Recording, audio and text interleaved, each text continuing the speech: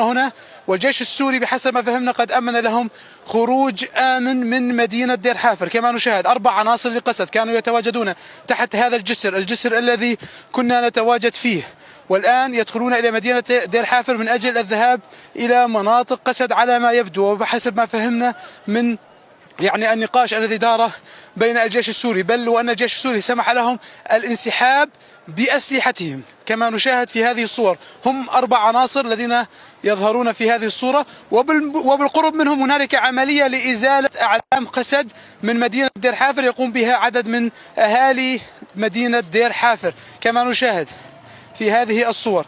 الآن يمكن كذلك أن نركز الصورة أكثر على عملية الخروج التي أمنها الجيش السوري لعناصر من قسد بسلاحهم إلى مناطق قسد في شرق الفرات. الآن سينسحبون إلى تلك المنطقة، ولا نعرف كيف بقوا هؤلاء العناصر في هذا المكان، وكانت قوات قسد قد انسحبت من هنا، لكن هؤلاء العناصر كانوا يتواجدون هنا تحت الجسر الرئيسي في مدينة دير حافر.